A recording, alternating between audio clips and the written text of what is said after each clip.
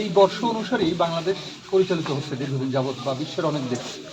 তো এই পর্যায়ে এসে আপনার কাছ থেকে আমরা একটু শুনতে চাই, সেটি হচ্ছে যে উদ্দেশ্য নিয়ে আপনারা সরকার গঠন করেছিলেন। অনেকে বলে সফলতা রয়েছে আপনাদের, কেউ এর দ্বিমত পোষণ করে। আপনার কাছ থেকে একটু মূল্যায়ন শুনব। আমরা 8 আগস্ট ছাত্র জনতার বিপ্লবের মাধ্যমে, গণ অভ্যুত্থানের মাধ্যমে রাষ্ট্র ক্ষমতায় আমরা অধিষ্ঠিত হয়েছি।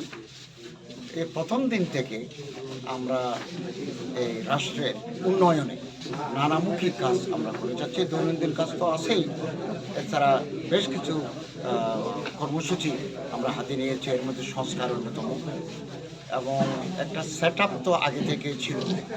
তো এই সেট আপ অথবা জঞ্জাল বলে অথবা ব্যবস্থাপনা বলে, এগুলো 2-4 মাসের ভিতরে পরিষ্কার করা সম্পূর্ণ নয়। তারপরও আমরা কাজ করে যাচ্ছি এবং আমরা মনে করি আমরা সফলতার দিকে এগোচ্ছি। এবং আমরা 3 মাসের আমাদের একটা অগ্রগতি রিপোর্ট বিভিন্ন মন্ত্রণালয়ের মাধ্যমে আমরা জনসমক্ষে প্রকাশ করেছি। এবং আমরা অন্তর্বর্তীকালীন সরকার আমরা কিছু সংস্কারে হাত দিয়েছি এবং দেশের উন্নয়নের যে সমস্ত কাজ করার দরকার এগুলো আমরা করছি। এবং যথাসময়ে নির্বাচন অনুষ্ঠিত হবে। নির্বাচনের আগে দরকার অগ্রাধিকার হচ্ছে পলিটিক্যাল স্টেবিলিটি, সাস্টেইনেবল ইকোনমি এবং restoration of law and order, আইন শৃঙ্খলার উন্নয়ন, অর্থনৈতিক কিছুটা সমৃদ্ধি এবং রাজনৈতিক স্থিতিশীলতা। এটা না হলে আপনি নির্বাচন দিলে নির্বাচন ফলপ্রসূ হবে না। এটার জন্য আমরা কাজ করেছি। আলহামদুলিল্লাহ আমাদের অনেক অ্যাচিভমেন্ট আছে। এখন আমাদের ফরেন রেমিটেন্সও দিন দিন বৃদ্ধি পাচ্ছে এবং রাজনৈতিক স্থিতিশীলতাও আসতেছে। আমরা একটা লেভেল প্লেইং ফিল্ড করে রাজনৈতিক নেতৃবৃন্দের সাথে আমাদের বারবার বৈঠক হয়েছে, আলেম ওলামাদের সাথে বৈঠক হয়েছে, হিন্দু বৌদ্ধ খ্রিস্টান নানা জাতি গোষ্ঠীর সাথে আমাদের বারবার বৈঠক হয়েছে এবং বৈঠকও ফলপ্রসূ হয়েছে। আমরা আলহামদুলিল্লাহ আমরা সফলতার দিকে ক্রমশ এগিয়ে যাচ্ছি এবং আমরা বারবার মানুষকে একথা বোঝাতে চাচ্ছি যে এদেশ আমাদের সবার, এবং এখানে বৌদ্ধ হিন্দু খ্রিস্টান যারা আছে তাদের নাগরিক অধিকার সাংবিধানিকভাবে স্বীকৃত। আমরা তাদের যে কোনো ধরনের অধিকার সংরক্ষণে সরকার অঙ্গীকারাবদ্ধ। স্যার, একটা জিনিস একটু শেয়ার করতে চাই, সেটি হচ্ছে যে অনেকের উদ্বিগ্নতা লক্ষ্য করা যায়, সেটি হচ্ছে নির্বাচন নিয়ে। শুনতে চাই আপনাদের কাছ থেকে যে আসলে কবে নির্বাচন, কোন পর্যায়ে রয়েছে এবং কোন দিক থেকে কিভাবে হলে পরে জিনিসটি সুন্দর হয়, এই নিয়ে কথাও শুনতে চাই আপনাদের কাছ থেকে। আজকে বছরের শেষ দিনে আপনার কাছ থেকে মানে আমরা শুনবো, মানুষ যদি জানতে চায় কি উত্তর আছে আপনার কাছে। আমাদের মাননীয় প্রধান উপদেষ্টা জাতির উদ্দেশ্যে ভাষণে স্পষ্ট করে বলেছেন 2025 সালের শেষের দিকে অথবা 2026 সালের মধ্যভাগে, এবং প্রেস উপদেষ্টা যিনি আছেন, প্রেস সচিব, উনি বলেছেন 30 জুনের মধ্যে নির্বাচনের একটা আভাস দিয়েছেন। এবং ইতিমধ্যে আমরা নির্বাচন কমিশন গঠন করেছি। চিফ নির্বাচন কমিশনার দায়িত্বভার নিয়েছেন, কমিশনাররা এসেছেন। এই আগামীকাল থেকে ভোটার লিস্টে হালনাগাদ হবে, সীমানার যে বিরোধ আছে এগুলো সম্পন্ন হবে।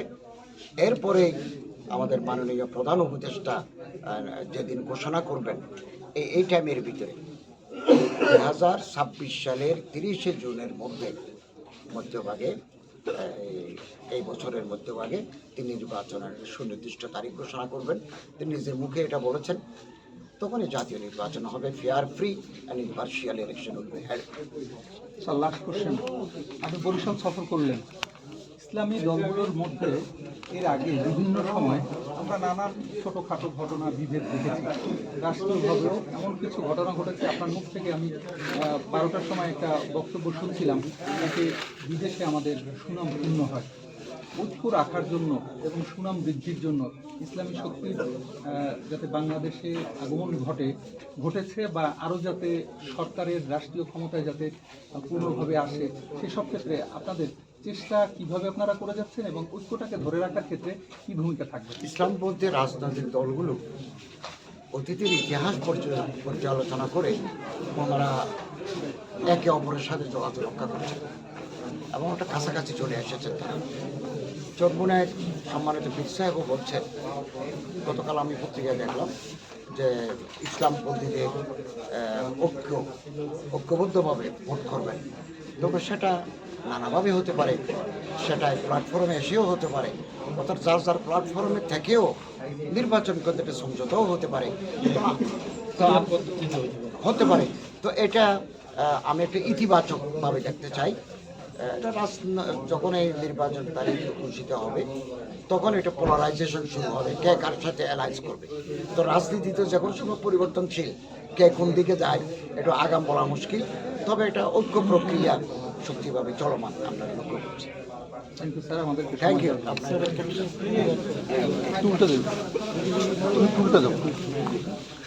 আচ্ছা, আমি আপনাদের মাধ্যমে একটা কথা বলতে চাই।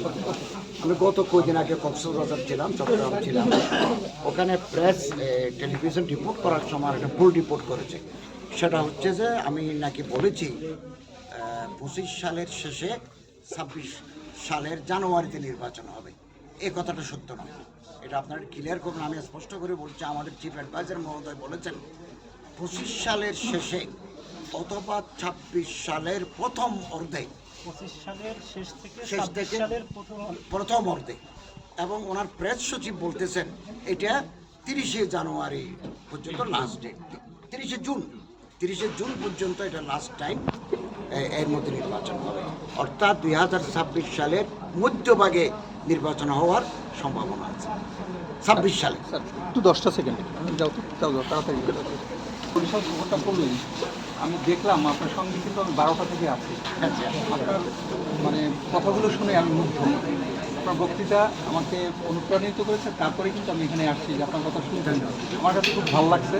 সব কিছু মিলিয়ে আপনার কেমন লাগছে? আমার খুব ভালো লাগছে। বরিশালে তো আমার আশা আছে এই নদী কেন্দ্রিক আমাদের যে নৈসর্গিক দৃশ্য, সবুজ শ্যামল, এই দৃশ্য খুব ভালো লাগে।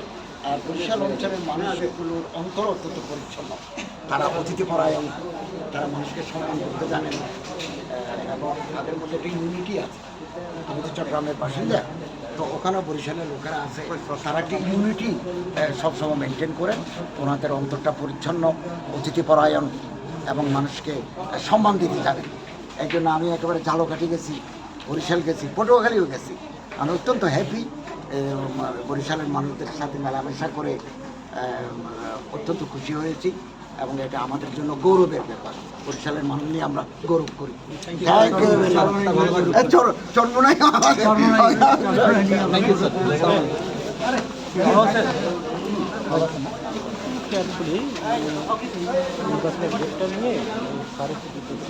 আপনার একটা কাজ দিন, আমি আপনাকে লিঙ্কটা দিয়ে রাখবো না। এটা হলো যে প্রধান পরীক্ষার বক্তব্য হলো যে 26 সালের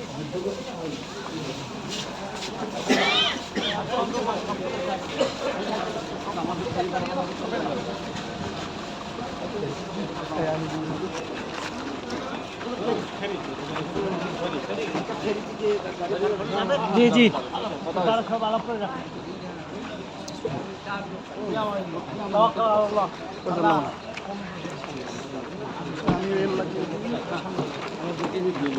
আবার আমি ফোন করে যেতেছি না।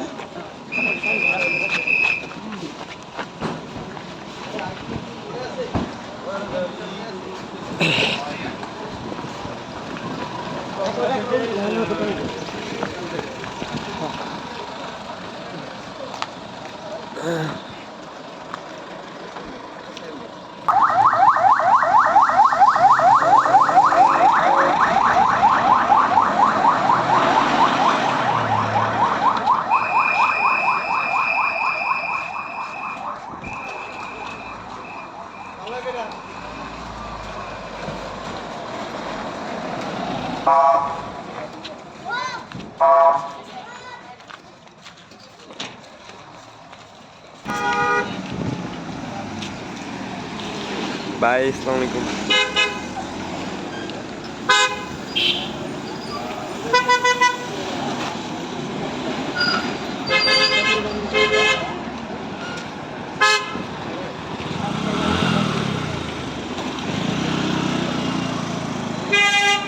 চলে